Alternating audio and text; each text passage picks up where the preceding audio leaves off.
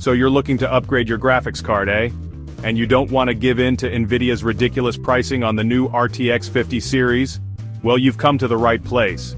Because today, we're diving deep into the world of older GPUs that still pack a serious punch, all while saving you a good chunk of change. We're not talking about scouring sketchy online marketplaces for used cards either. Nope, these are all brand new GPUs you can snag right now that offer incredible performance for the price.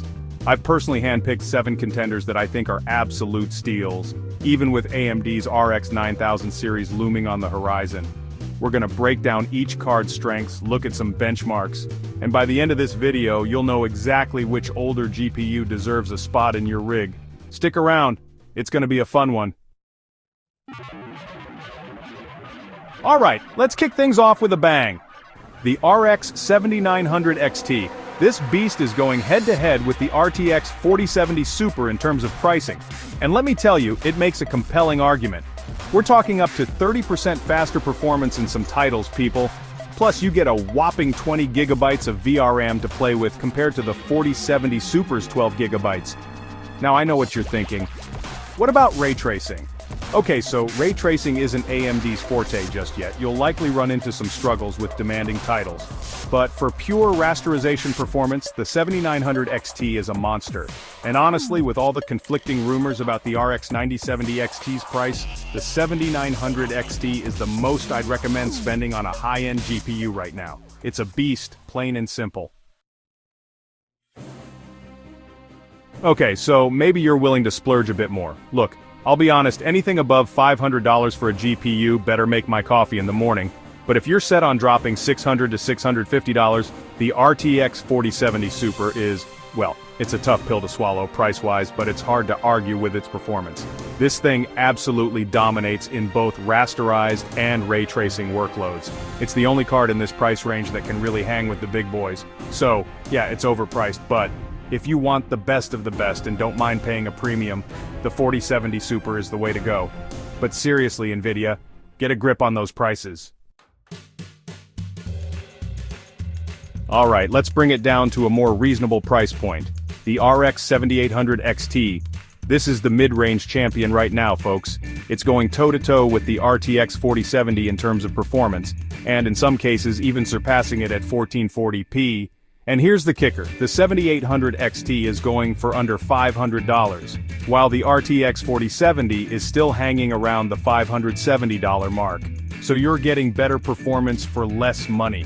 Sounds like a no-brainer to me. AMD's really killing it in the mid-range segment, and the 7800 XT is a prime example of that.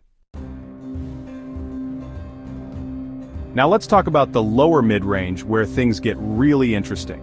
We've got the RX 7700 XT squaring off against the RTX 4060 Ti 8GB. Both cards are sitting pretty at around $400, but the 7700 XT pulls ahead with noticeably faster performance.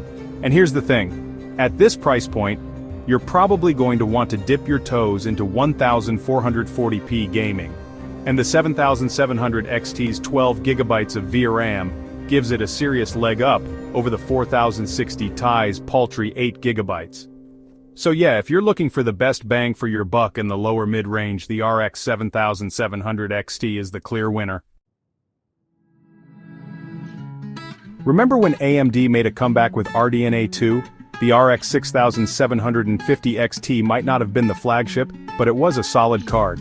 Sure, it was overpriced at launch compared to the RTX 3060 Ti, but guess what? Time has been kind to this card. You can snag a 6750 XT for around $300 these days, while the RTX 3060 Ti is nowhere to be found for less than $450 brand new. That's right, the tables have turned. For $300, the 6750 XT is still a capable card for 1440p gaming, and it just goes to show that sometimes it pays to wait for those prices to drop. You can't talk about popular GPUs without mentioning the RTX 3060. This card was a smash hit for a reason. Decent performance at 1080p and even 1440p, a surprising amount of VRAM for its tier, and a price that didn't make your wallet cry. And guess what? You can find it for even cheaper these days. Under $300 for a card that can still handle modern games? That's a steal in my book. The RTX 3060 proves that you don't need to spend a fortune to have a great gaming experience. Last but not least, let's talk budget. The RX 6600 might have been a bit overpriced when it launched, but oh boy has it aged like fine wine in this market. For $190 to $200, you're getting a card that can handle 1080p gaming without breaking a sweat. We're talking Spider-Man Remastered, Elden Ring, Forza Horizon 5, all running at a smooth 60+ FPS. If you're on a tight budget and just want to experience modern games without sacrificing your firstborn, the RX 6600 is the way to go. Well, there you have it, folks. 7 older GPUs that are still relevant, powerful, and most importantly, easier on your wallet than those overpriced RTX 50 series cards. Honestly, it's great to see some competition in the GPU market again. Nvidia's been getting away with murder for too long, and it's about time they felt the heat. So, which one of these bad boys are you going to pick up?